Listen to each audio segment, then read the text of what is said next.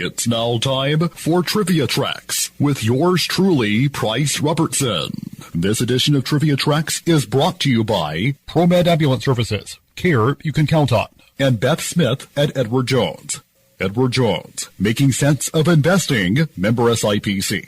One of wrestling's biggest stars from days gone by, Gene Anderson is best known for being one half of the Minnesota Wrecking Crew, first with Lars Anderson and then with Ole Anderson. During his career, he worked for such promotions as the NWA, AWA, and Georgia Championship Wrestling.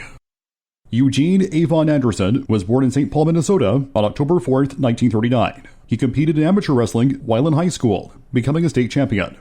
Trained by Vern Gagne, he debuted professionally in 1958 and spent the early portion of his career in Canada Stampede Wrestling. For part of the 60s, he worked for Vern Gagne's AWA and in 1965 formed the Minnesota Wrecking Crew with his kayfabe brother Lars Anderson. He first appeared in Georgia in 1963. And in 1967, the Andersons twice held the Georgia version of the NWA Southern and World Tag Team Championships. More tag team belts would follow in the years to come.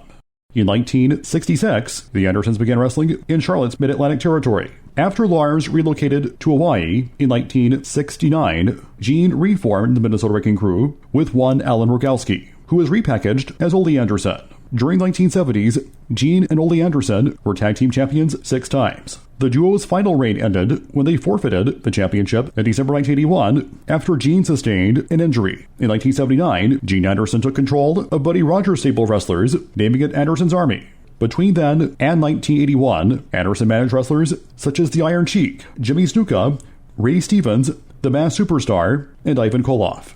The stable was disbanded when Gene Anderson once again reformed the Minnesota Wrecking Crew with Ole Anderson. In 1982, he joined Sir Oliver Humperdinck's stable, the House of Humperdinck. Humperdinck acted as Anderson's manager for the remainder of his time in Mid-Atlantic Championship Wrestling. Anderson wrestled his final match in 1985, then ran a wrestling school with Nelson Royal and worked as a deputy sheriff in North Carolina. One of his proteges was a young Ken Shamrock. On October 31st, 1991, Gene Anderson died of a sudden heart attack while attending a law enforcement training event in Huntersville, North Carolina. He was 52 years old. His son Brad would become a wrestler himself. Till next time, I'm Price Robertson. Amazed by today's trivia? Then join me for Trivia Tracks weekdays at 6:45 on Everybody's Country Y95.